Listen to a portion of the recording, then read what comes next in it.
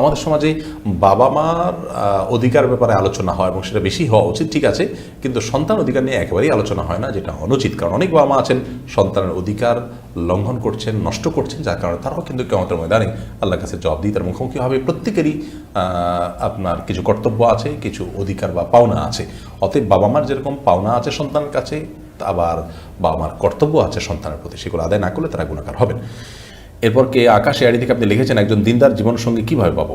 দিনদার জীবনসঙ্গী বা সঙ্গিনী পাওয়ার জন্য সর্বপ্রথম নিজেকে দিনদার হওয়ার চেষ্টা করতে হবে এবং নিজে ভালো মানুষ হওয়ার চেষ্টা করতে হবে, নিজের চরিত্রকে ভালো রাখার চেষ্টা করতে হবে, পূর্বের গুনাহের জন্য আল্লাহর কাছে ইস্তেগফার করে ক্ষমা চেয়ে তওবায়ে নাসুহা বা খাঁটি তওবা করতে হবে।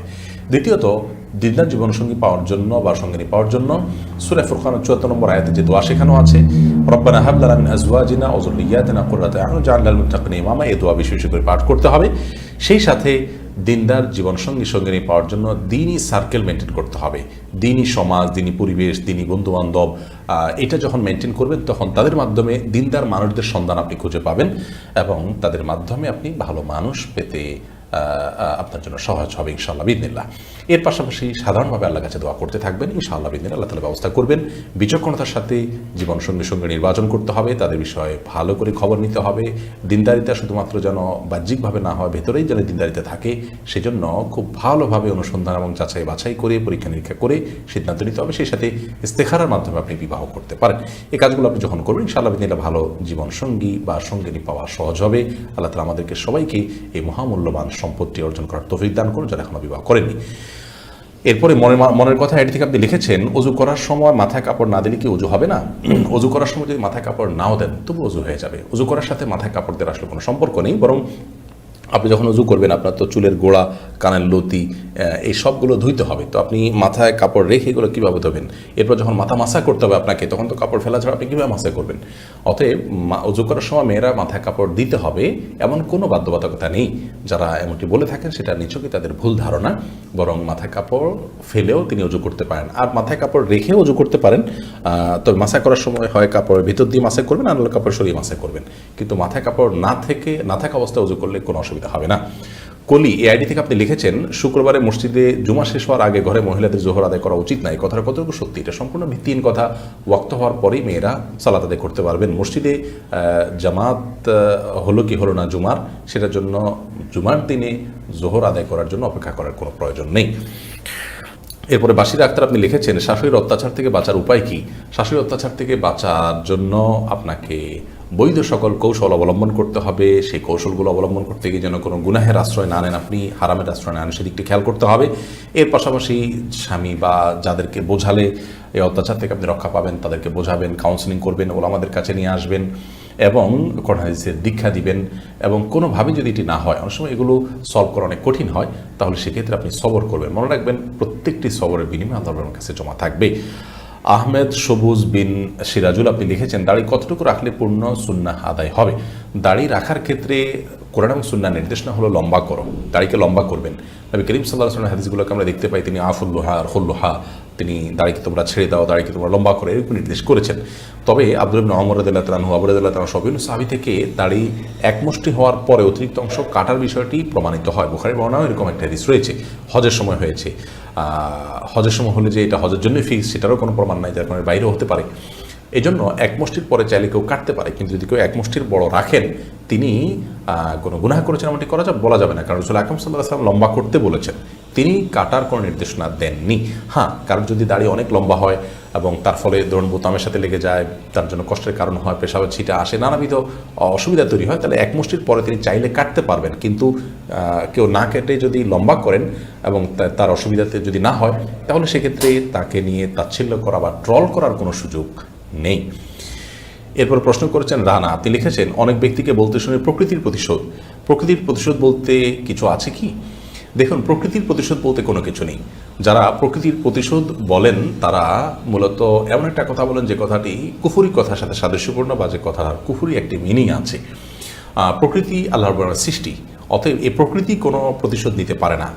বা প্রকৃতির প্রতিশোধ পরায়ণ হতে পারে না। আল্লাহ রাব্বুল আলামিন কারোর কোনো পাপের কারণে তাকে প্রায়শ্চিত্তের মুখোমুখি করেন, শাস্তির মুখোমুখি করেন, সেটি হতে পারে।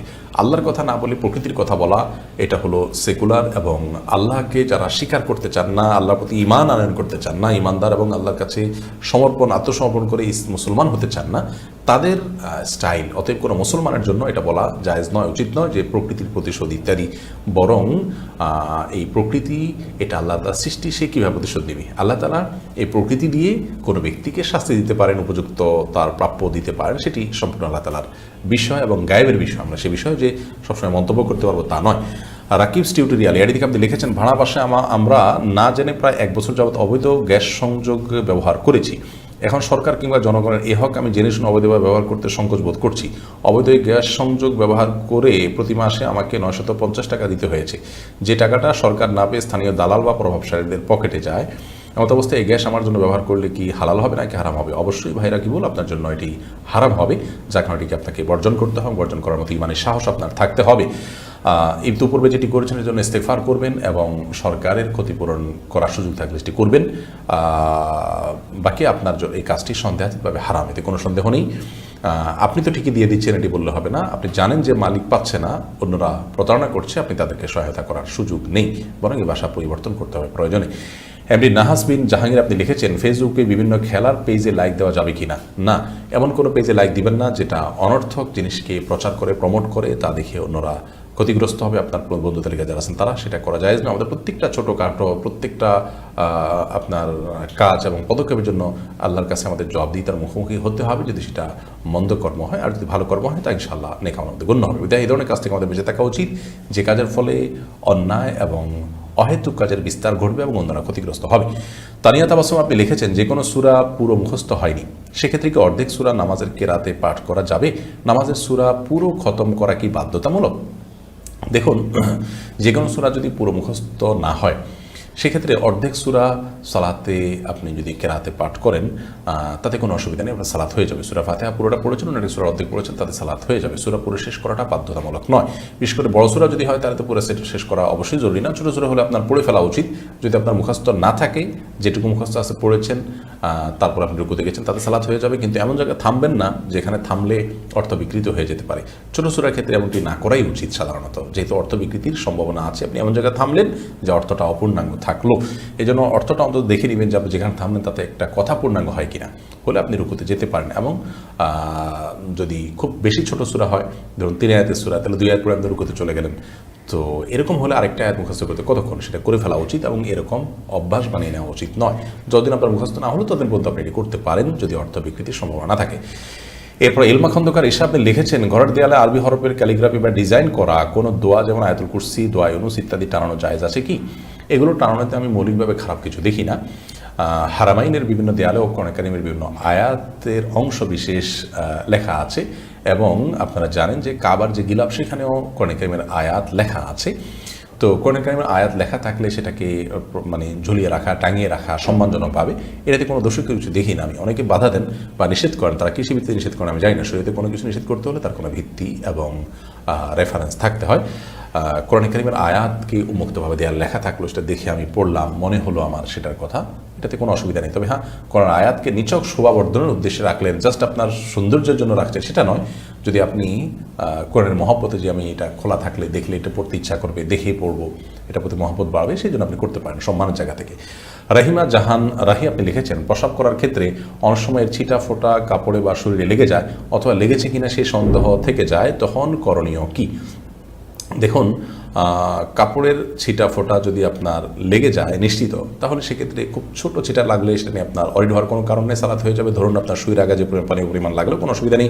আর যদি অনেক বেশি লাগে, বড় ফোঁটা লাগে বা অনেক ফোঁটা পড়ে, তাহলে সেক্ষেত্রে যে জায়গা পড়ছে সেই জায়গাটা ধুয়ে ফেলবেন। আর যদি আপনার নিছক সন্দেহ হয়, কিন্তু আপনি নিশ্চিত না হন যে আদৌ লেগেছে কি লাগেনি, তাহলে সেক্ষেত্রে এই সন্দেহের ভিত্তিতে আপনি এটাকে নিয়ে আপনি অরিড হওয়ার কোনো কারণ নেই।